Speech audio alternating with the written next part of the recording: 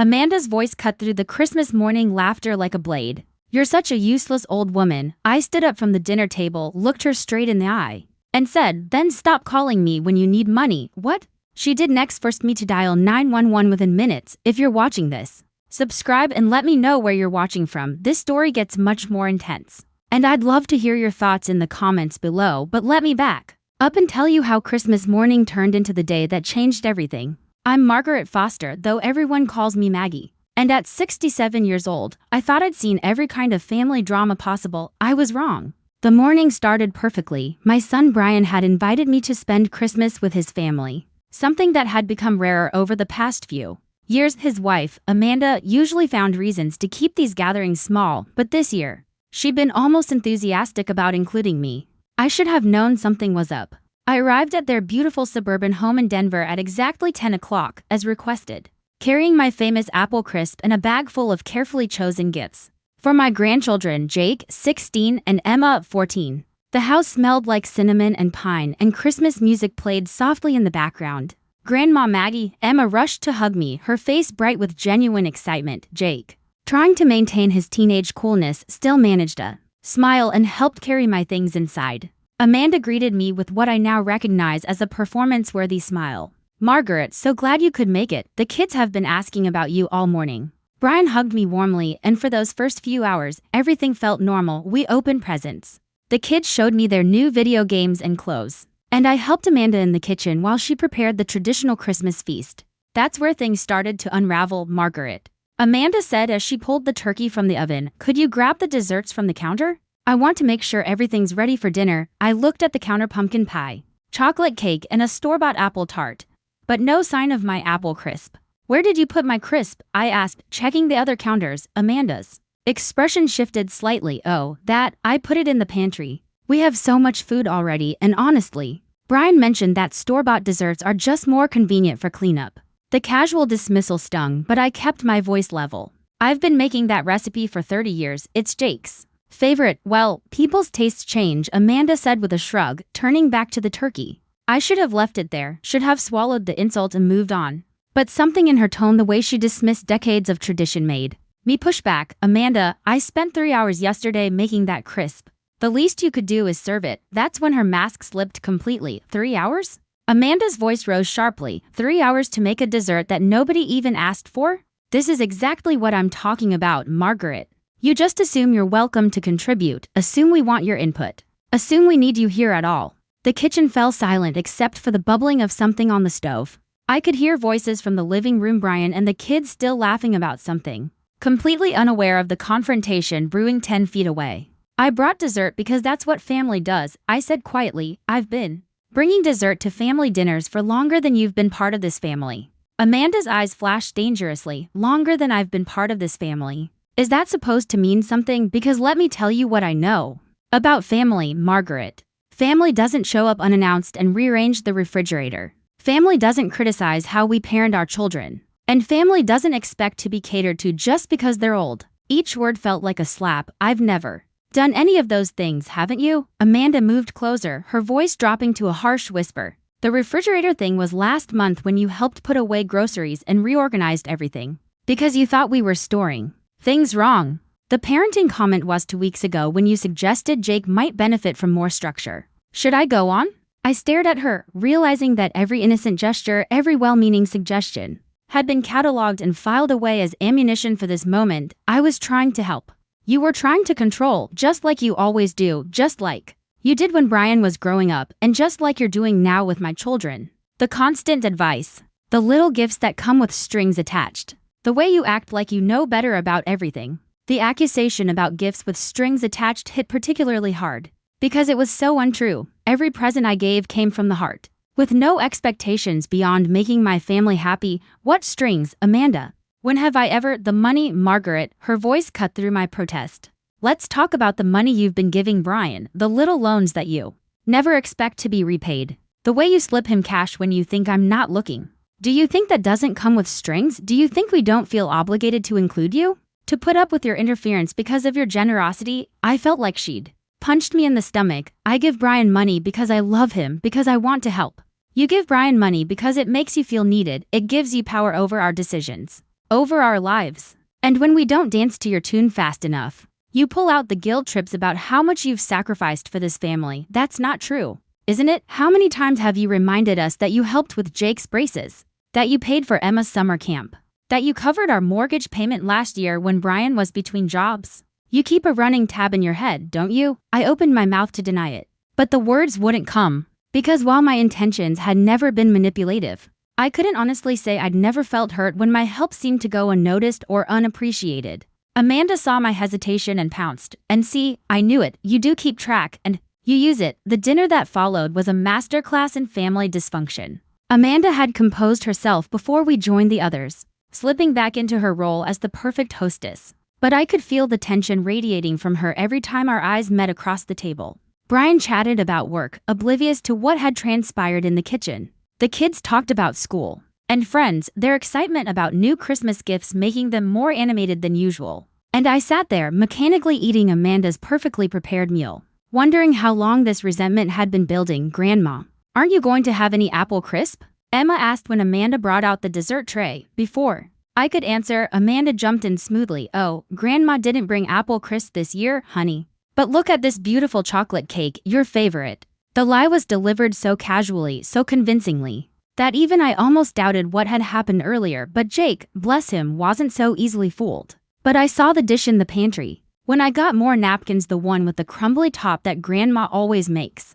Amanda's smile tightened almost imperceptibly. "That's just some leftovers from earlier in the week. Sweetheart, nothing special. Can we have some anyway?" Jake pressed, starting to stand up. "Sit down, Jake." Amanda's voice carried a sharp edge that made both kids freeze. "I said we're having the desserts that are on the table." The silence that followed was thick with confusion. Brian finally cleared his throat. "Everything okay, honey?" Amanda's laugh was bright and brittle. "Of course, just trying to keep things organized. You know how chaotic Christmas can get."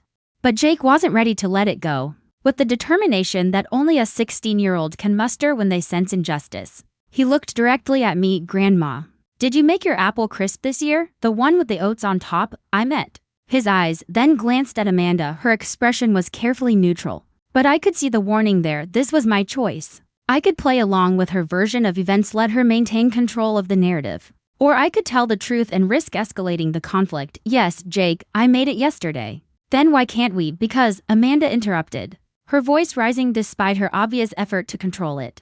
"Sometimes adults make decisions about what's appropriate for special occasions. And sometimes," she looked directly at me, "people need to learn that not every tradition needs to be preserved just because it's old." The insult was subtle enough that Brian missed it entirely, but I felt it like a physical blow. Not every tradition needs to be preserved just because it's old. She wasn't just talking about the apple crisp anymore. "I see," I said quietly. "Good," Amanda replied, cutting herself a large piece of chocolate cake.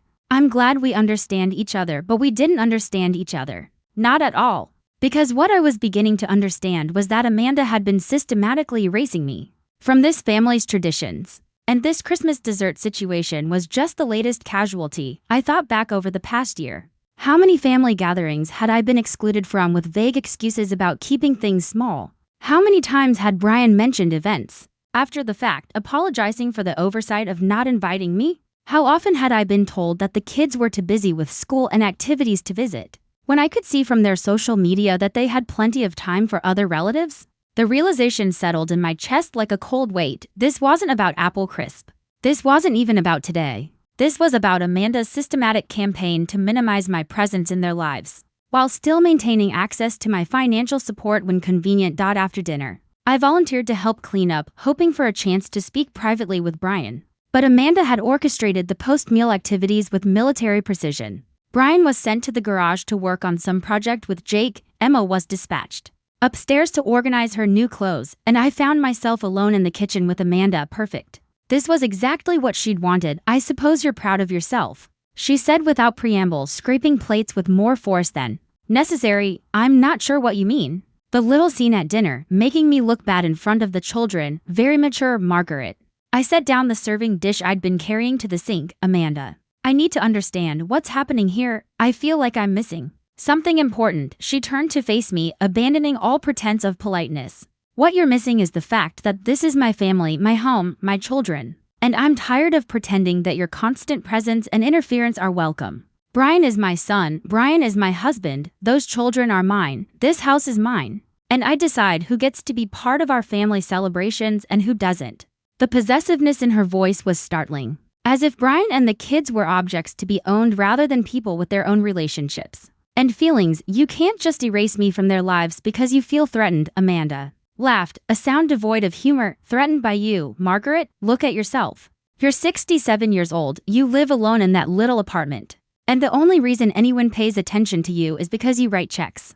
Do you really think I'm threatened by that? Each word was chosen to inflict maximum damage. And they hit their target with devastating accuracy. But something inside me rebelled against accepting this cruel assessment. If that's really how you see me, then why do you keep accepting my money? For the first time since the conversation began, Amanda looked genuinely uncomfortable. That's different. How is it different? Family helps family, you said so yourself. But I'm only family when you need something from me. Amanda turned back to the sink, her shoulders tense. You don't understand the pressure we're under. Brian's job is demanding, the mortgage is expensive, the kids have needs. When you offer to help, we accept because we have to. But that doesn't mean we have to pretend we enjoy having you hover over every decision we make. The honesty was brutal, but at least it was honest. For years, I'd been telling myself that my financial contributions were appreciated, that they came from a place of love and were received with gratitude. Now, I understood the truth. They were tolerated as a necessary evil. And my presence was the price Amanda paid for access to my bank account.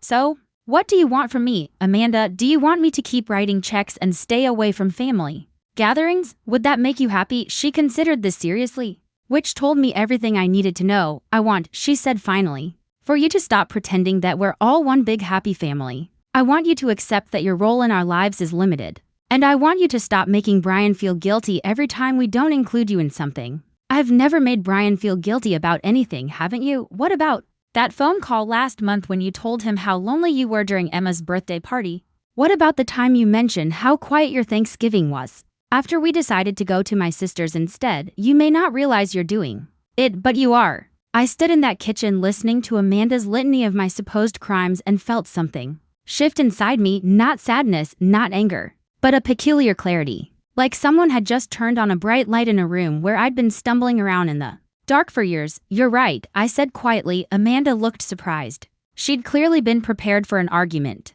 not capitulation. You're absolutely right. I have been making assumptions about my place in this family. I assumed that because I love Brian and those children, that love was reciprocated in the same way. I assumed that my contributions were appreciated rather than simply tolerated.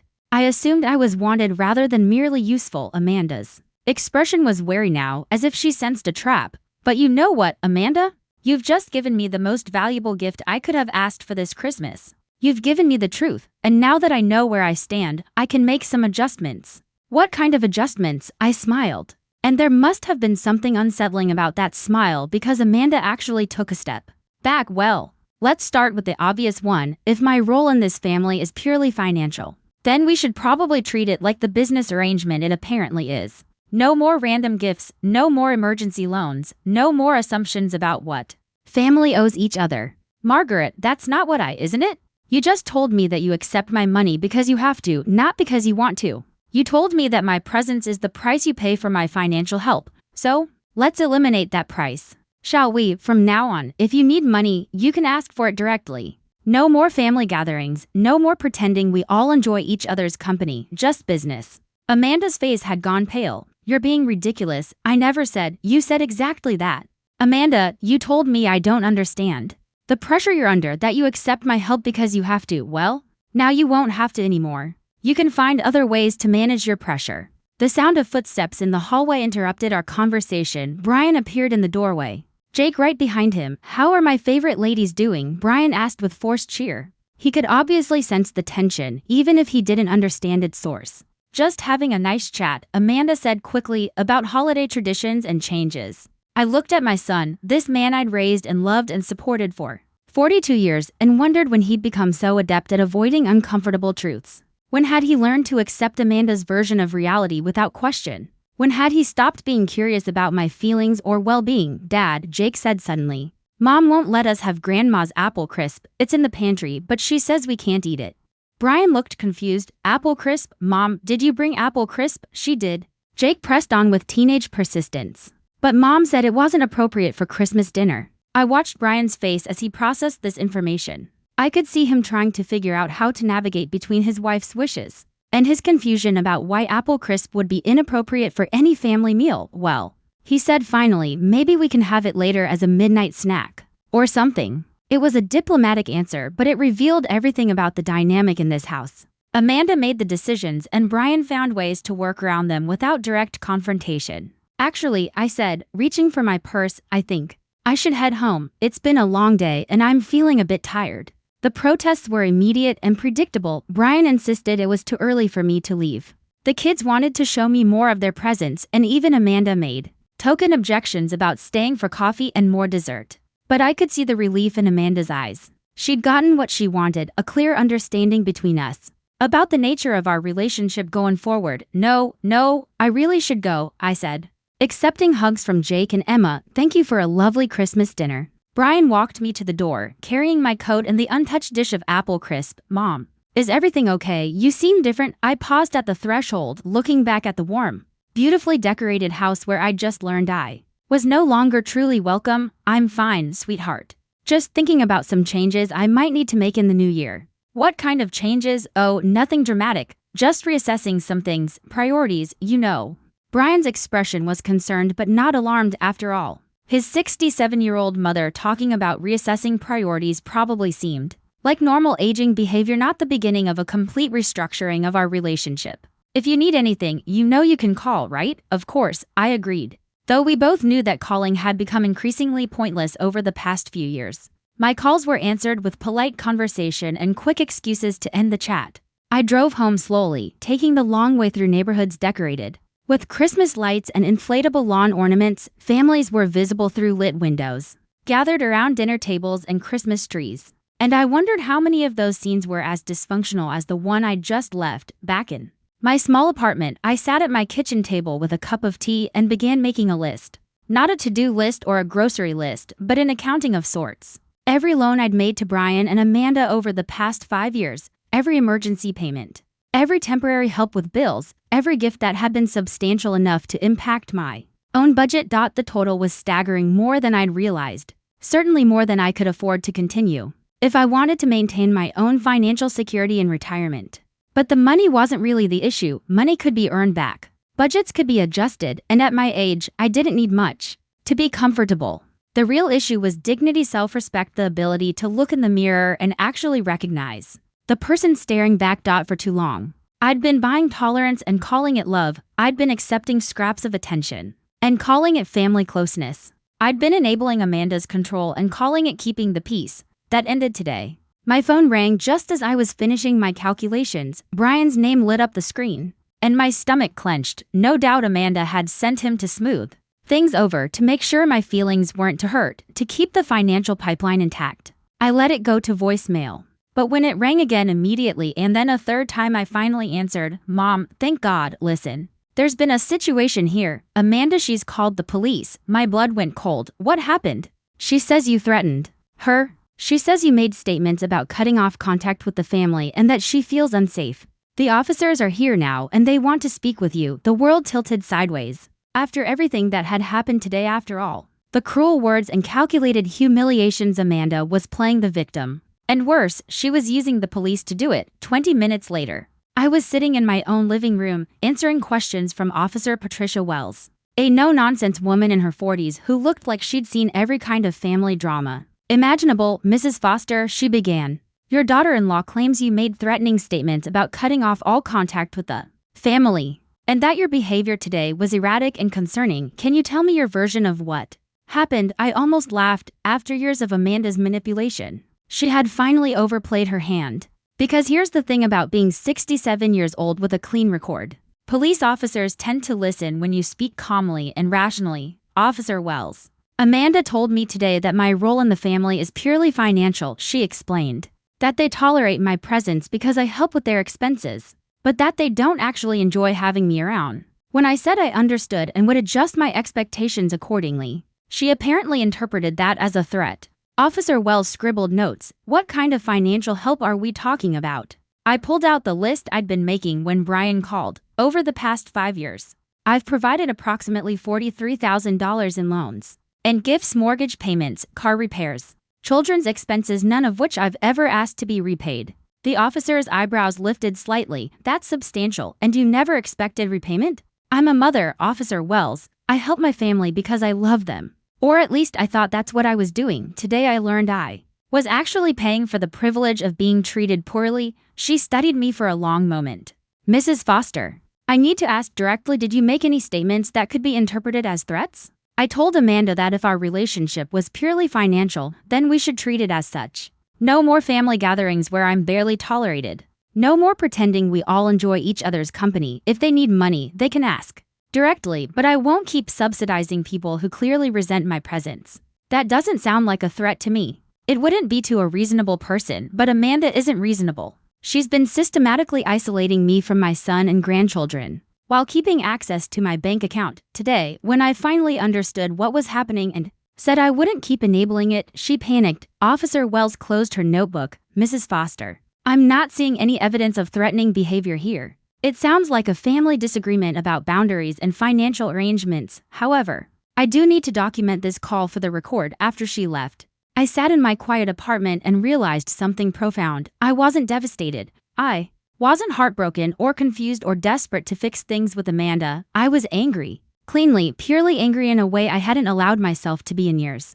Amanda had made a critical error by calling the police. She'd forced this conflict into the open where it could be examined objectively and under objective examination. Her position looked exactly like what it was: manipulative, cruel, and unsustainable. My phone buzzed with a text from Brian. Mom, I'm sorry about the police thing. Amanda was upset and overreacted. Can we talk tomorrow and sort this out? I stared at that message for a long time. Even now, even after everything that had happened, Brian was framing this as Amanda just being upset rather than deliberately malicious. He was suggesting we sort this out, as if I were equally responsible for the conflict. I didn't reply. Instead, I opened my laptop and started digging into something that had been nagging at me all evening. Amanda Mitchell, now Amanda Foster, had always been remarkably vague about her life. Before meeting Brian, I'd brushed it off as normal privacy. A woman with past relationships who didn't feel like rehashing everything, but sitting there at my computer that night, I realized I knew almost nothing concrete about my daughter-in-law's background. Where had she gone to college? What was her maiden name? Where had she worked before becoming a stay-at-home mother? These were basic questions. And after 8 years of her being in the family, I couldn't answer a single one. Brian had met her at a Denver coffee shop where she'd been a manager. That much I knew. But when I searched for Denver coffee shops that might have employed someone named Amanda Mitchell around 2015, I hit dead ends. Shops had closed, changed names, or their employee records simply weren't public. What I did find, though, were court records. 3 different Amanda Mitchells in the Denver area had been involved in civil litigation between 2010 and 2015. 2 of them were obviously different people, wrong ages, wrong physical descriptions in the case files. But the third, Amanda J. Mitchell, aged 28 in 2014, had been sued by a former employer for embezzlement. The case had been settled out of court. Records sealed, but the initial filing was still accessible. She'd been accused of systematically stealing from client accounts over an 8-month stretch, using her position as office manager to cover her tracks. The timeline fit perfectly. The case was settled in early 2015. Brian met Amanda later that same year. A woman with a sealed embezzlement case on her record might very well need to reinvent herself, find a stable man with family money, and build a new life on someone else's financial foundation. I sat back in my chair, the pieces clicking together. Amanda's insistence on managing all the household finances, her strangely precise knowledge of my financial situation, details she could only know through Brian, but which she wielded like a weapon. Her methodical isolation of me from family gatherings while keeping access to my financial help. This wasn't just about a daughter-in-law who disliked her mother-in-law. This was about a woman with a history of financial manipulation who'd found the perfect setup.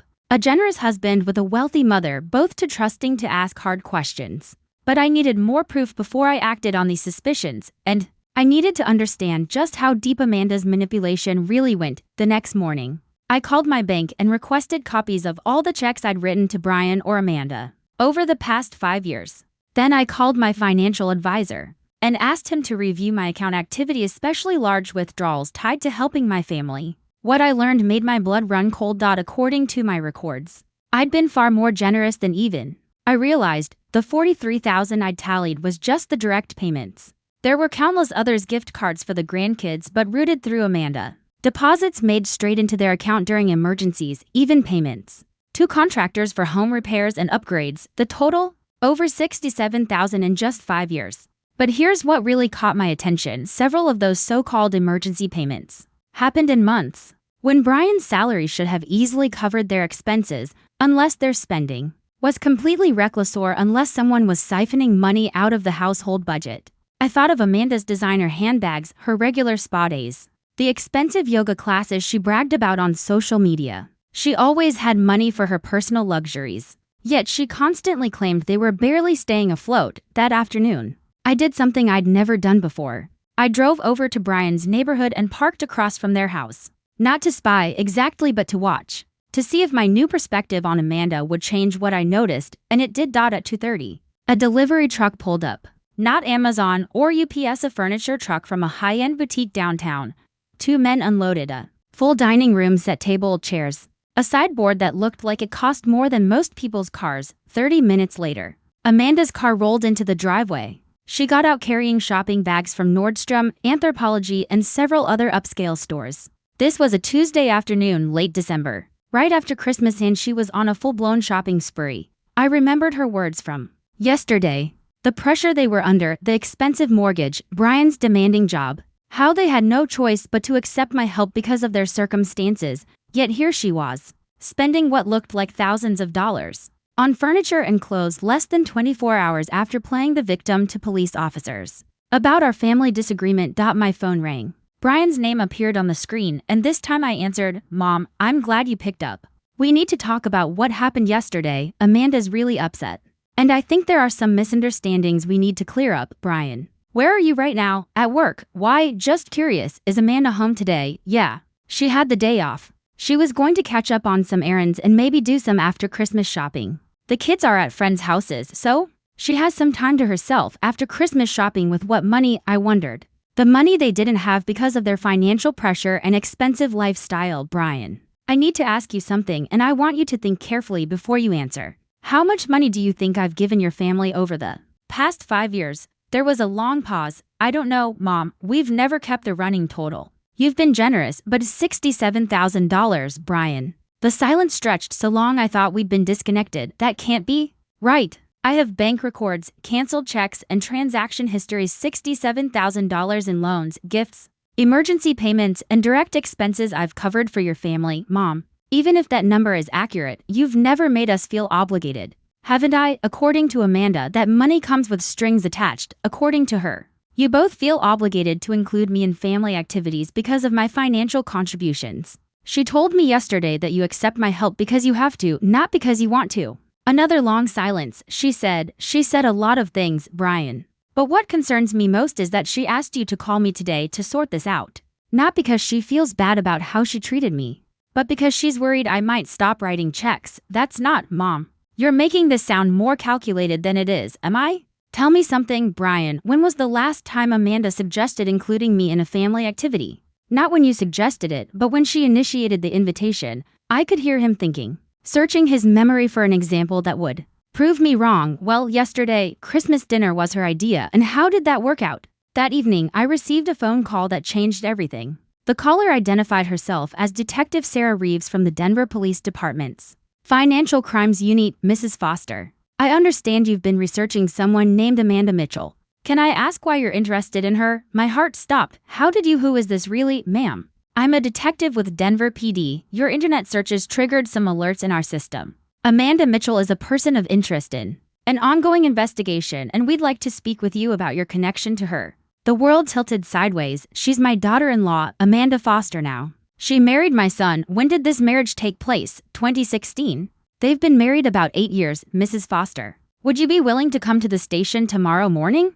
There are some things you need to know about Amanda Mitchell, and there are some things we need to know about your relationship with her. I barely slept that night. Every interaction with Amanda over the past 8 years replayed in my mind, seen through the lens of what I was beginning to suspect, that she was not just manipulative, but professionally criminal. At 9 a.m. sharp, I was sitting in Detective Reeves's office, staring at a file folder with Amanda's photo clipped to the front. Mrs. Foster, Amanda Mitchell has been using multiple identities for at least 10 years. The embezzlement case you found online was just the beginning. She's been married twice before under different names, and in both cases, she systematically drained her husband's finances before disappearing. I felt sick. What about my son? What about the children? The children appear to be legitimately his based on our investigation, but Amanda Mitchell, or Amanda Foster, as she's known now, has been running a long-term con on your family. She's been using your financial support to fund a lifestyle that includes a secret apartment, a second car registered under a different name, and what appears to be preparation for another disappearance. Detective Reeves opened the file and showed me surveillance photos. Amanda at a bank I didn't recognize. Amanda meeting with a man I'd never seen. Amanda loading boxes into a storage unit. We believe she's been planning to leave your son for several months. The pattern is always the same. She establishes herself with a financially stable family, extracts as much money as possible, and then vanishes with whatever assets she can liquidate. But the children in her previous marriages she left behind.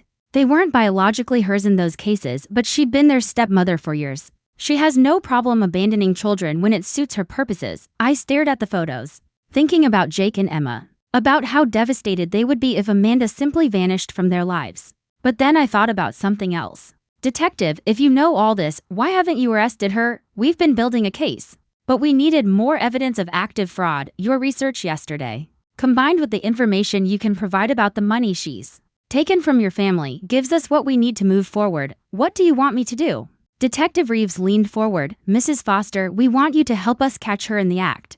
The plan was elegantly simple. I would approach Amanda with an offer she couldn't refuse, a substantial early inheritance that I wanted to give the family. For tax purposes, the amount would be large enough to trigger her greed, but structured in a way that would require her to reveal her hidden accounts and financial preparations. It took 3 days to set everything up. During that time, I had to act normally, taking Brian's calls and pretending nothing had changed. The hardest part was not warning him about what was coming. Detective Reeves had insisted that for the operation to work, Brian couldn't know what we were planning. On Friday morning, I called Amanda directly. Amanda, I'd like to speak with you about something important. Could you meet me for coffee this afternoon? She sounded surprised but agreed. We met at a neutral location, a coffee shop in downtown Denver, where Detective Reeves and her team could monitor our conversation. Amanda, I've been thinking about our conversation on Christmas Day, and you were right about several things. I have been too involved in your family's business, and I haven't been respectful of your boundaries. She looked suspicious but nodded. I appreciate you saying that, Margaret. I want to make amends, and I want to do something that will benefit your family's future without requiring my ongoing involvement. I pulled out a folder prepared by the detective team. I'm prepared to give Brian and the children a substantial gift, $200,000, but I want to do it in a way that minimizes tax implications. Amanda's eyes lit up, but she tried to hide her excitement. That's very generous. There are some complications with transferring that much money, particularly since some of it would need to go into accounts that aren't jointly held. I'll need information about all your family's accounts, including any personal accounts you might have for managing household expenses. This was the moment. If Amanda was legitimate, she'd suggest involving Brian in these discussions. If she was running a con, she'd try to handle this herself to maintain control. I can provide that information, she said quickly. Brian's so busy with work, and honestly, I handle all our financial planning anyway. It would be easier if we could just work directly together on this. Perfect. I'll need account numbers, routing information, and verification of balances for tax documentation purposes. Over the next 20 minutes, Amanda provided details about not just their joint accounts, but 3 additional accounts I'd never heard of. She also mentioned investment accounts and a business account for a consulting company I didn't know she owned. What she didn't know was that our entire conversation was being recorded, and Detective Reeves was watching from a table across the cafe. There's just one more thing. Amanda, the transfer will need to happen quickly within the next few days to meet the tax deadline. Can you make sure all these accounts are ready to receive funds? Absolutely. Margaret, I want you to know I think we got off on the wrong foot at Christmas. This is exactly the kind of fresh start our family needs. As I walked to my car after the meeting, Detective Reeves called me. Mrs. Foster, we got everything we needed. 3 of those accounts she mentioned are under false names, and one of them has been receiving regular transfers from your family's joint account. We'll be making arrests tomorrow morning. The next morning, I got the call I'd been waiting for. Brian, his voice shaky and confused. Mom, Amanda's been arrested. They're saying she's wanted for fraud in 3 states. They're saying she's not even who we thought she was. That afternoon, sitting in my quiet apartment with a cup of tea and my apple crisp finally served at the right temperature, I reflected on how completely my life had changed in 1 week. Amanda was in custody, facing charges that would likely keep her away from any family for a very long time. Brian was devastated but beginning to understand the scope of how he'd been manipulated. The children were confused but safe, slowly learning that their grandmother had helped protect them from something they were too young to fully understand. Most importantly, I had my dignity back. I'd stopped being a victim and started being someone who refused to accept unacceptable treatment.